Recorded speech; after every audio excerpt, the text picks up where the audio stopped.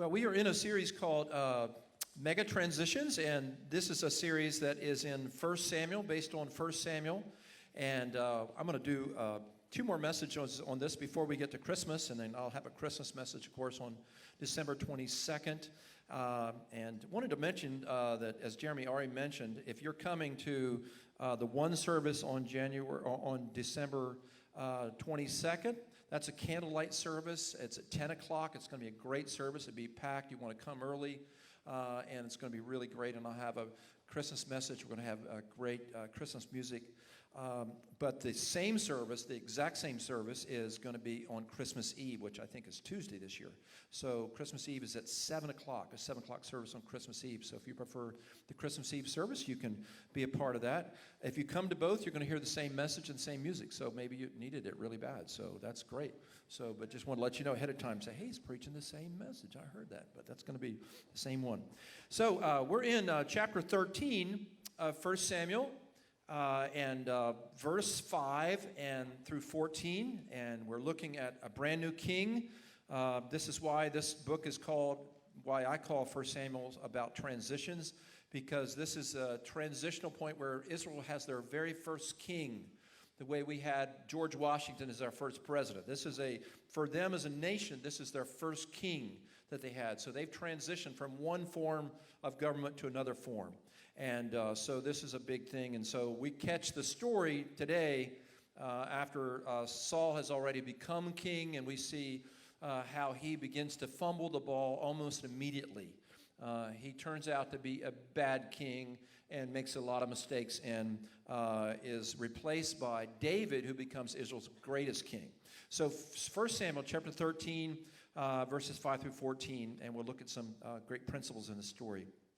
The Philistines assembled to fight Israel with 3,000 chariots, 6,000 charioteers, and soldiers as numerous as the sand on the seashore. They went up and camped at Michmash, east of Beth-aven.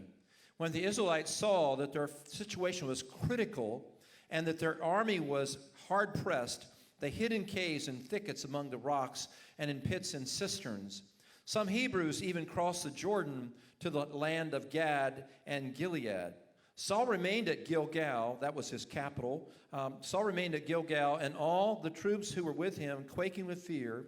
He waited 7 days, the time set by Samuel. But Samuel did not come to Gilgal, and Saul's men began to scatter. So he said, bring me a burnt offering and the fellowship offerings. And Saul offered up the burnt offerings. Just as he had finished making the offering, Samuel arrived, and Saul went out to greet him. What have you done? Asked Samuel. Saul replied, when I saw that the men were scattering and that you did not come at the set time, and the Philistines were assembling at Michmash, I thought, now the Philistines will come down against me at Gilgal, and I have not sought the Lord's favor. So I felt compelled to offer the burnt offering. You have done a foolish thing, Samuel said. You have not kept the command of the Lord your God that he gave you. If you had, he would have established your kingdom over Israel for all time. But now your kingdom will not endure. The Lord has sought out a man after his own heart and appointed him a ruler of his people because you have not kept the Lord's command. So here's this first story in Samuel's and Saul's interaction. And we find that Saul begins to fumble the ball as a king right from the beginning. But Israel has made Saul king based on sort of shallow appearances. One of the things we know about Saul from what the text says, not this text, but an earlier text, it says that they chose Saul because of how he looked.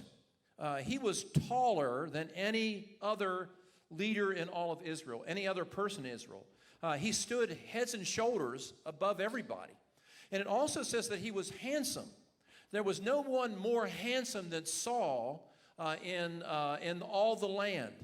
And he came from a family of standing. So basically, Saul's credentials are he's rich, he has a great family heritage, he's extremely tall, and he's very handsome. And so the Israelites are taken with him as they see him. He's incredibly, he's just a very impressive person when you would see him. And so they based their decision to have Saul as their king based on sort of shallow opinion of what he looks like. And so that's an incredible principle. Sometimes that we should remember that greatness is not always connected with appearance. We as Americans, we place a lot of value on how somebody looks, if they look good. And we all want to look good. We're all trying to get in shape. We're at the gym, and we're trying to look as good as we can. But it's a high value in our culture, how we look. But looks don't always translate into great leadership. And in this case, it didn't. You know, Saul was a handsome guy, but he didn't really translate into being a good leader or an effective leader. So we have to kind of look at that principle. There's a principle in that story that we need to kind of look deeper. When we're choosing someone for anything, we need to look a little deeper than just how they appear, their charisma. We need to think about their character and all that. We need to think about what kind of person they are. You know, I think about, in terms of dating and when people choose a spouse in our culture, you know, we're heavy on how people look. You know, we want the person to look good and all that, and that's all great. I mean, you know, obviously attraction has a really important part of the whole, you know, dating process and marriage and all that, looking good and all that. I remember reading about Martin Luther. Martin Luther, he married Catherine, I can't remember her last name, but she was a kind of a portly woman, not very appealing woman. They had such a great marriage and had a lot of kids and all that. So sometimes you think about, you know, the appearance. What appearance? We place maybe too much value on that, and we get carried away with that. I remember counseling a guy one time. He had a very, very stunning wife. She was beautiful. They were just fighting all the time. Been married a couple years. And she criticized him about everything, and it was just a bad marriage, and it just wasn't healthy and all that, and she was just beautiful, and he said to me, he said, I married her because she was so beautiful. And I learned something from that counseling session. I learned that mean trumps pretty every time. Mean trumps pretty every time. You know, she was mean as a rattlesnake, and he wasn't happy. So you want to, if you're choosing a spouse, you want to make sure that, you know, you want somebody that you're attracted to, but you want to make sure that they've got character, that they're sweet, that they're nice, that they got all that going for them and all that. Irma Bombeck told her daughter, she said, you know, when you're looking for a husband, maybe you don't want to go down to the gym to find the man that's all buffed. What you really want is a man that can fix the toilet on Sunday afternoon. That's what she said. So you want to make sure that you think about the deeper issues there. So anyhow, that's important principle to think about. When you think about our great leaders of our country, our greatest leader that we've ever had, in my opinion, was Abraham Lincoln, the 16th president of the United States. I have pictures of Lincoln all over my office at home. I loved Lincoln. I've read so many books about Lincoln. Lincoln, by most estimations, was not considered a handsome man.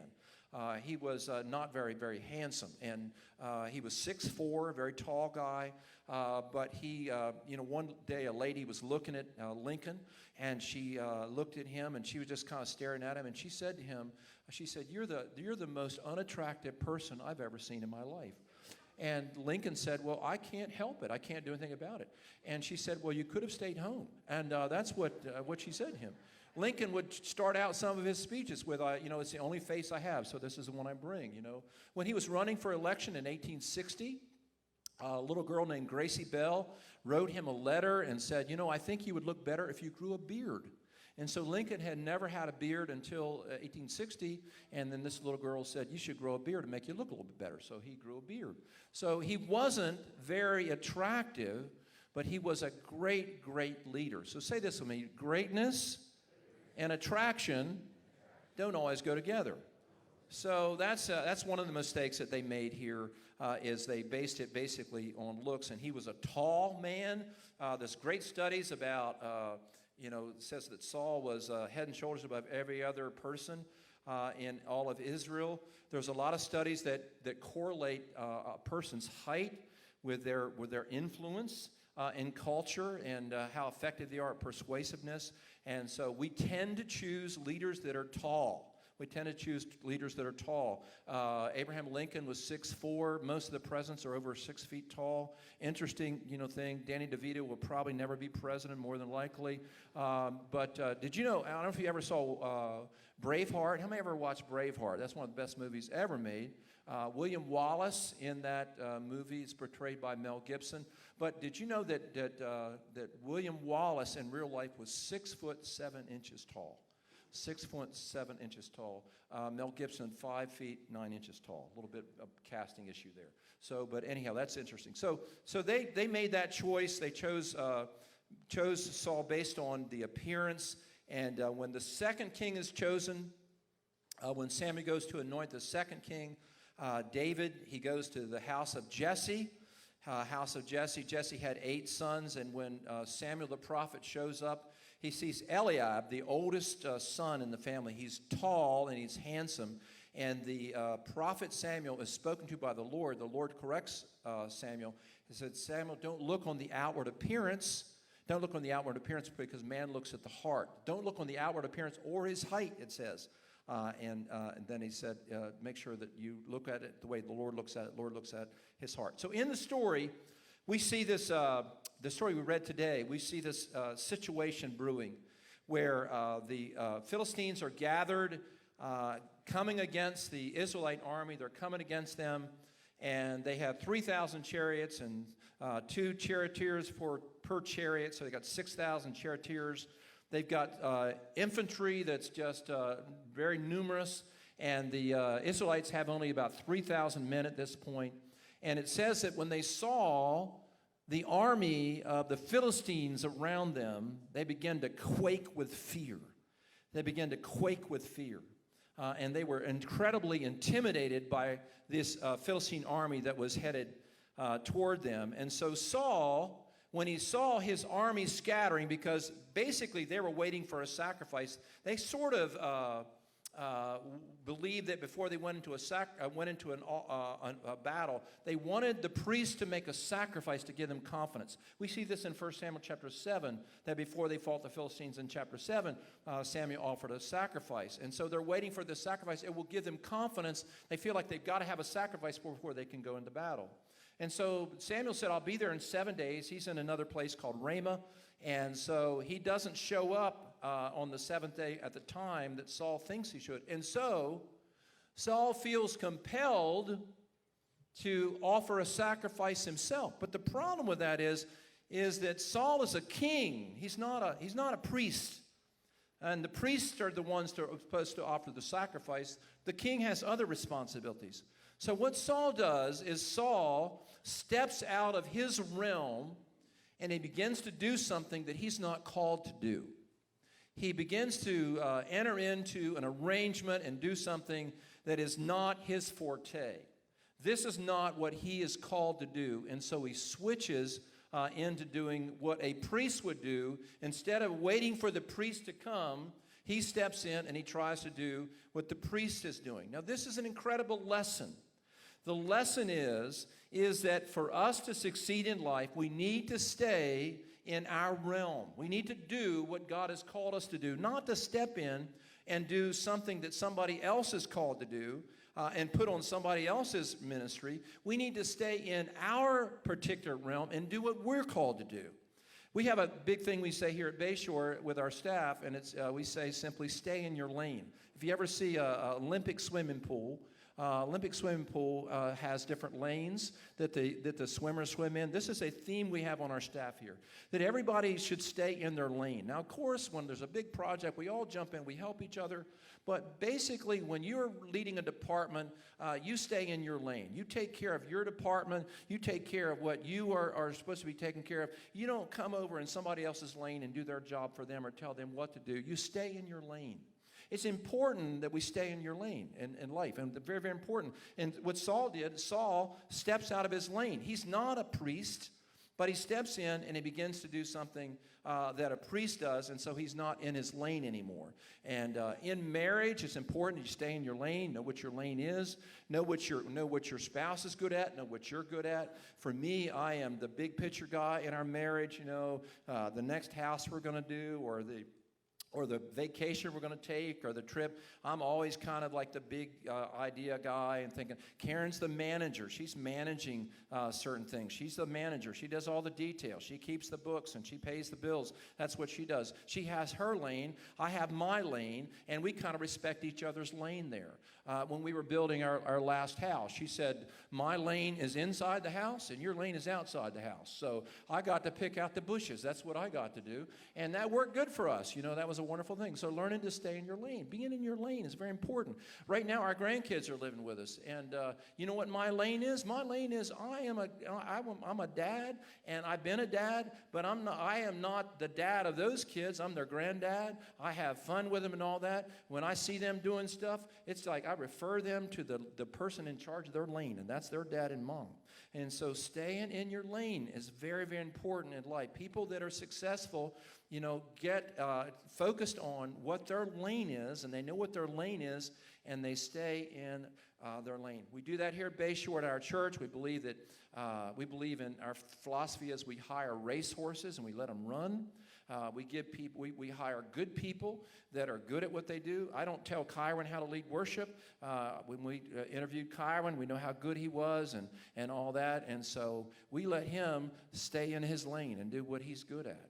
And I don't get in his lane. He doesn't ever call me and say, Danny, I want you to preach on this. And I don't ever say, hey, I want you to, you know, wear a red shirt instead of a blue shirt. You know, it's his lane, and I got my lane. And so that's a very, very important thing. I know what my job is at this church. My job is to do what I'm doing right now.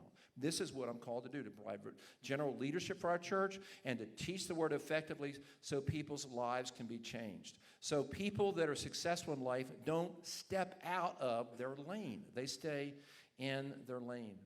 When I was in Bible college, I had this, we went to this church, really great church in Pensacola, Florida. It was sort of a charismatic church, and we went to this church, and I remember the pastor said we were going to have a prophet come in, and I had never seen a prophet before. I always thought the church was a nonprofit organization.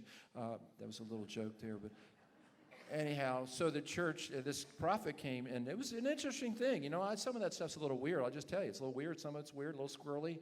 And but it was, I remember this guy came, and there was like 1,000 people there for the service and for a couple nights.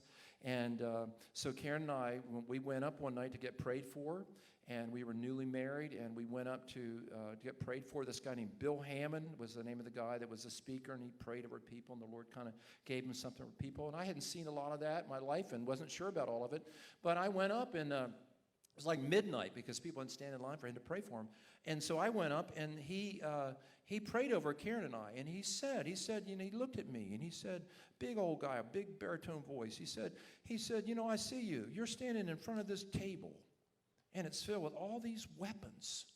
There's weapons all over this table. And he said, you're so excited about all these weapons. You're so excited about all these different weapons. He said, the Lord's going to close your eyes to every weapon but one weapon. And you're going to focus on that weapon, and you're going to pick it up, and you're going to use it for my glory. And that weapon is what I'm doing right now. I've extremely focused on this part of the ministry. It's learning how to communicate to people and all that. And so that's what I focus on. So that was the weapon. Interesting, he gave Karen a little prophecy too, which I've always teased her about. His prophecy to her was, go with him, saith the Lord. Go with him, saith the Lord. Looked at me because, you know, I was kind of young and green behind the ears, and she wondered if she could trust me. And the prophet said, go with him, saith the Lord. So every once in a while I'll just say to her, go with him, saith the Lord. Go with him. That's a good thing. So anyhow, looking at what your weapon is, looking at what your focus is, focusing in on that which you are good at. And so that was the first violation of what Saul did. He stepped into a realm that was not his realm. He stepped into doing something that he was not called to do. He was not gifted to do. And that was the beginning of his downfall. You know, one of the reasons that people switch lanes sometimes is because they don't trust other people. They don't trust other people. And if you are constantly getting into things that aren't your thing, and you're just getting into things, you're not allowing other people to grow, and you're not trusting other people. And so this is the problem with Saul here. Saul didn't think that Samuel would keep his word. He didn't think Samuel would show up and do what he was supposed to do. And so because he didn't trust Samuel, what happened was he stepped into Samuel's realm and tried to do something that was not in his realm to do. And so that's very, very important. I remember when I was playing football, I played Little League football and middle school, and I played middle linebacker, and then I played fullback on offense. And I remember when I was playing those roles in football, that we had this one game where the punter didn't show up, or the punter got hurt or something. And so Ron Calloway, our coach, he came to me and he said, "Danny, I want you to be the punter. I want you to punt for the game." And I never punted in practice. I never punted at all. But he thought I looked like a punter. So he put me in there to punt, when it came up, the first time we had to punt. And it was a windy day. And I remember, getting the snap. They snapped the ball to me. And I did catch the ball. I did get a successful snap. But my punt was, the ball went 30 feet high, straight up. And then it went 10 feet backwards. I mean, it was a disaster. We actually lost yardage on the punt, and it was just really, really bad thing. It wasn't something I was accustomed to doing, and it wasn't something that was in my realm. And so when you get in doing something you're not called to do, or you're not anointed to do, then you have that kind of effect that will happen in your life. And it basically it has to do with trust issues. You don't trust somebody. You don't trust somebody to do their job. You're not depending on them. And so you need to give people space so that they can entrust them to do their job, and not to step into that vacuum that's there. Every time you step into a vacuum that you think there's something needs to be done, and you're not supposed to do, the person that's supposed to do that doesn't emerge out of that vacuum. So you have to kind of make sure that you give space to that. When I played Little League baseball, I was really bad at baseball. I was pretty good at football, but I was terrible at baseball. And when I played Little League baseball, I had the lowest batting average on the team, and I wasn't a very good fielder. And the coach put me in center field out there. I was in center field, and he probably should have put me in right field, but I think little kids were swinging late in the ball, so I was going to right field. So he put me in center field, and he told the right fielder and the left fielder, if they hit a ball to Tice, make sure you run over there and try to help him. And so what happened was, I was in this one game, and they hit a ball to me, and it was coming right toward me. And I was pretty sure I could catch that one. It was right there, and my dad had been helping me, and it was coming right toward me. But the left fielder, big old guy, he came over and tried to catch the ball, and he tried to catch the ball. He knocked me down because he was trying to catch the ball. And the reason he did that is because he didn't trust me to catch the ball. So when you think about getting in a field that's not your field, it's basically a trust issue. So that means when if you're hiring people for your company or whatever, you hire people you can trust. You hire racehorses and let them run. You empower people, and you stay in your lane. You let them stay in their lane, and things go well when you do that. That's a really, really good thing. So that's a couple of the reasons that that Saul switched his lane. But I don't think that's the crutch of it. I think the real reason that he switched lanes there and he got into something he wasn't called to do had to do with this. I think it had to do with this principle that he felt responsible to hold things together. The army was scattering, the soldiers were leaving, and he felt responsible to do something, because the wheels were coming off. Things were falling apart, and he felt responsible to save it. He felt responsible to save the day. And this is the big problem here, because God had never called Saul to save the day. God had never called Saul to step in and save the kingdom, which was not his kingdom to start with. This kingdom didn't belong to Saul. This kingdom belonged to the Lord. And because the kingdom belonged to the Lord, it was the Lord's responsibility to save the kingdom, not for Saul's responsibility to save the kingdom. He was supposed to obey and listen to the voice of Samuel the prophet, and Samuel said, wait until I get there. Instead of obeying the voice of the Lord, Saul felt compelled to save the day. And whenever you have a hyper sense of responsibility that everything depends on you, and you've got to save the day, then you're not in a good place in life. You know, some people have a problem with responsibility. They don't take responsibility. They don't show up for work. They don't pay their bills. You know, they don't do what they're supposed to do. We all know people like that. But most people that I know aren't like that. Most people, their problem is not that they are irresponsible. It's that they feel too responsible. They feel too responsible. They feel like everything depends on them, and if they don't do something, if they don't intervene, if they don't jump into the situation, if they don't improvise, then it's going to sink and it's going to go down. And that's a really bad place to be in.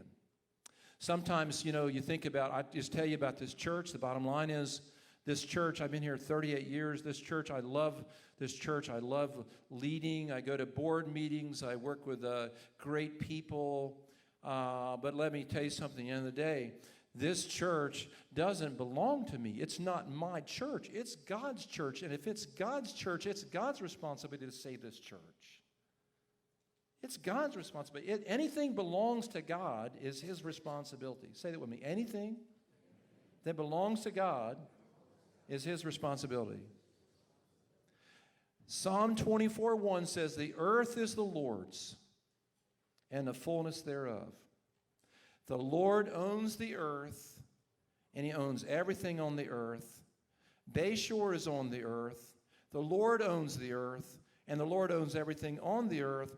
So if the Lord owns the earth and the Lord owns what's on the earth, he owns this church, and this church is ultimately his responsibility, not my responsibility. That's a paradigm shift there. Now, how about your business? You got this great business. We had a wonderful businessman I talked to in the first service. We got lots of business people in our church.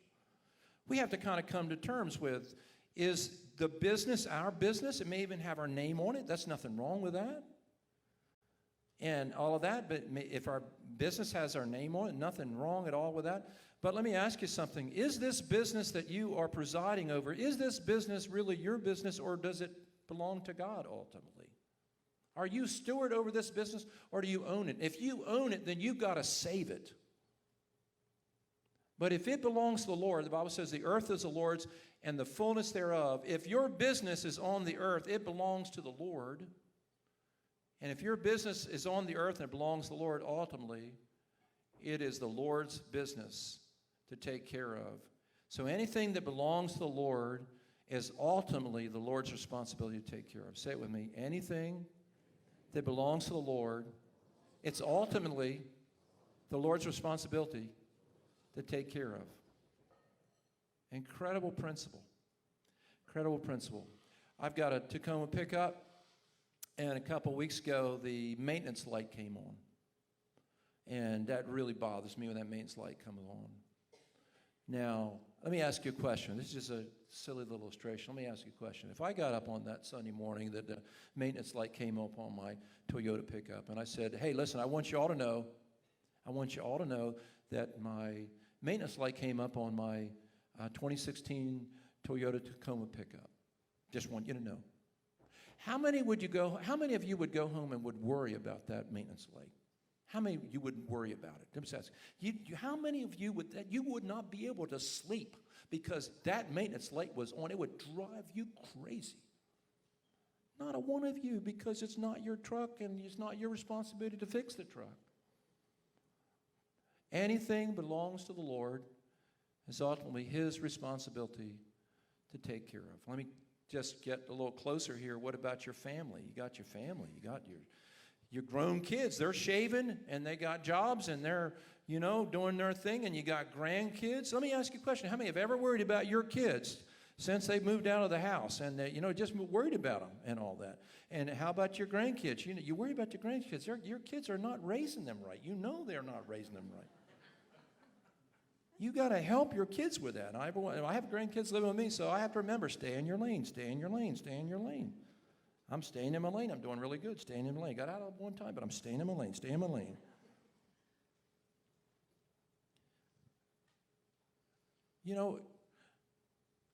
If your family, if you surrender your family, if your family's on the earth, and your kids are on the earth, and your children are on the earth, your children and your grandkids, they belong to the Lord.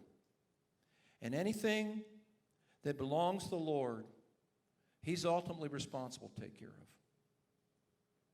So I want to be a good granddad. I want to be a good father. My son Joel, his birthday today, he turns 37. He's clothed and in his right mind, and he's doing good, and I'm just so proud of him, and just love him, and grateful for my other son, Tim, and their wives.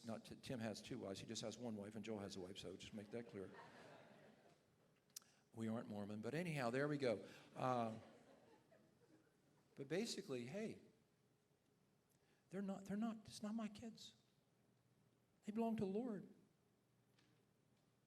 They belong to the Lord. I don't have to, I don't jump into everything. I don't get it. It's not my job. It is not my responsibility. I'm not stepping in to do something I'm not called to do. Because if I step into this, it tells me that I believe that I am responsible and that the kingdom belongs to me and it's up to me. The kingdom is going to fall if I don't do something. And so Samuel stepped over here and he got involved because he felt like it was his responsibility to save the kingdom. And it was not his responsibility to save the kingdom because it was not his kingdom to start with. And if it's not his kingdom to start with, it wasn't his responsibility to save the kingdom. You never have to save anything that does not belong to you. It's so liberating, such a liberating principle. Most people have trouble not with being responsible. We have trouble inside with being too responsible. That we got to fix it. We got to save it. Saul said, I got to do something. I got to make an offering. I got to make a burnt offering. If I don't do this, this whole thing is going to come apart. Instead of standing still and trusting God, because it wasn't his kingdom to start with, it was God's kingdom. Who knows what God would have done in that situation when Samuel came up and made that offering?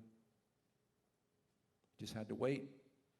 You know what trusting God really translates into doing sometimes? Trusting God translates into doing nothing sometimes. Trusting means sometimes doing nothing. I had a lady call me one Sunday afternoon, doesn't come to Bayshore. She's a friend of mine in the community. She called me, and a very successful business lady. She called me and she said, she was just distraught. She has a son in California. He was on drugs, and they couldn't find him. They didn't know where he was. And she had another son that had issues, and she was just frantic. And so I listened to her, talked to her, counseled her a little bit. And then I said to her, listen, here's what we're going to do. We're going to pray, and we're going to ask God to give you grace to do nothing. She didn't like that prayer. She knew I was right because she wanted to get her toolbox out. She wanted to get on the airplane, fly over there. She's already done that 20 times. Why do that again?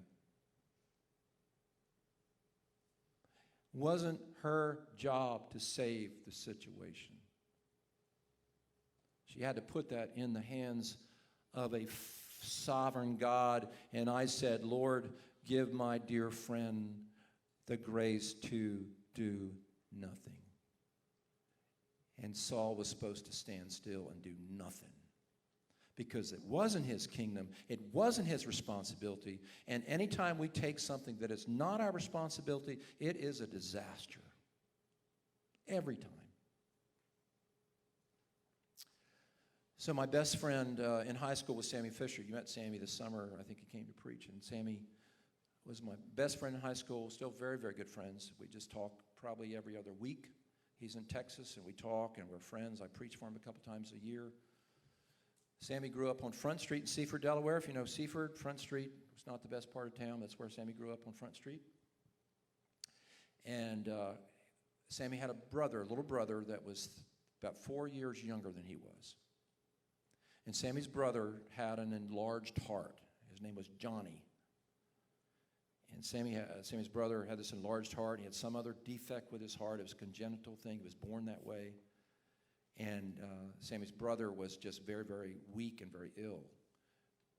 And Sammy said one day he and Johnny were playing outside, and Sammy had gone to one end of the Front Street to play with some other guys, and Johnny was the other end of Front Street. And so Sammy came home, came in the back doors. Mom and Dad are in the kitchen, and takes off his beanie, sets it down on there, and he's in the kitchen, gets something to eat out of the refrigerator. And Johnny comes in a few minutes later, and Johnny comes in, and his lips are blue. Or purple, actually. Sammy said they were purple. He wasn't getting enough oxygen. And he said, his mom and dad turned to him and said, Sammy, why weren't you taking care of him? Why weren't you taking care of him? And Sammy said that his mom and dad didn't even realize that he was at one end of Front Street and Johnny was at the other Front Street. They weren't even together. But Sammy said when his mom and dad said that to him, it put something in his heart that he felt responsible for everything. And growing up, when Sammy was in high school, his brother slept on one bed on one side of his room and Sammy on the other side. And Sammy said, I would wake up in the night, I would stand over my brother to make sure he was breathing. I'd stand up and make sure he was breathing, looking at him. And he said, I grew up with that, and when I got in ministry, and when I got in adult life, everything I encountered, I felt I was responsible for. And he said I was frustrated, and I was stressed, and I was anxious all the time. And anytime anybody left the church or something wrong with the church, I felt it was my responsibility. I'd done something wrong. I'd said something. And he had this overwhelming sense of being too responsible. And Sammy said he had to go to a Christian counselor, a Spirit-filled Christian counselor at Gateway Church in Dallas, Texas, and they prayed over him and helped him to see that root of where that came from, that he was over-responsible. And Sammy felt freedom. He found freedom from that. Sometimes we do anything for our kids, do anything for our family, do anything for our people we want to help, all about that. I think that's wonderful. We need to let the Lord lead us in all that. But in our heart of hearts, in our spirit, in our mind, we need to have this sense of anything that belongs to the Lord is ultimately His responsibility. So if you are feeling like somebody is your responsibility, then you haven't yet surrendered them to the Lord. If you're feeling like, man, if I don't do something, I don't go make a sacrifice, if I don't jump over there and do something, this thing is going to fall apart. That Saul was rebuked for that because it was not faith to act. It was fear that made him act. It was possessing something that wasn't his that made him act. Corrie ten Boom says, make sure that everything you have in your life, you hold in a hand that's loose just in case God wants it. Say this with me. Anything I think I own, I have to take care of. And say this with me. When the Lord owns something, it's ultimately his responsibility to take care of it. This story is about Saul not knowing whose kingdom it was. It was God's kingdom. It was not his responsibility to save. Back in the days of Greek mythology, there was a famous Greek god that you will know and recognize as the Greek god Atlas. Atlas went to war. He was a Titan god, and he went to war against the Olympians, which was presided over by Zeus. And they went to war, and Atlas led the Titan gods against the Olympian gods. And Zeus, of course, defeated Atlas.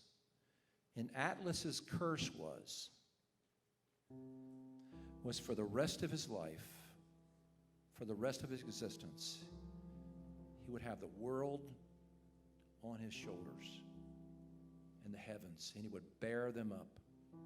Every day, every night, every month, every year, he would hold up the world on his shoulders. It was a curse. It was a curse from Zeus. And it's so easy for us to put ourselves under a curse when we make ourselves responsible for the whole world. Quote this with me, Psalm 24:1. The earth is the Lord's and everything in it. One more time, a little louder. The earth is the Lord's and everything in it. Would you lift your hands right now? The earth is the Lord's. The earth's not on your shoulders, and everything in this earth is not on your shoulders. You do your best. You listen to the Lord. You're obedient. You follow the Lord, but you're not ultimately responsible. That's what it means to trust God. Trust in the Lord with all your heart. Lean not on your own understanding. All your ways acknowledge Him. He will direct your paths. Trust in the Lord. Trust means to do nothing sometimes. When you're jumping in trying to fix it, you're not trusting. Father, just help us. Give us grace to trust you. Help us to know the kingdom is not ours. We don't have to make a sacrifice. We don't have to do things to make things not fall apart. It's not on our shoulders. It's on your shoulders, Lord. Anything you own, you're responsible for, and you own it all. So you're responsible for it. Just right now, whatever it is, maybe it's a situation at work, maybe it's some person in your life that you can't fix, you can't make it right. Maybe it's a family thing you're worried about. Just put that before the Lord right now. Hey, listen, it's not your job. It's not your job. Somebody gave me a t-shirt one time, and the t-shirt said, it's my favorite t-shirt, it says, 2 things I know. There is a God, and I'm not Him. So right now, just resign from being God. Just say, Lord, I'm not God. I am not responsible ultimately. I give that to you. Thank you for that. In Jesus' name. In Jesus' name, amen and amen.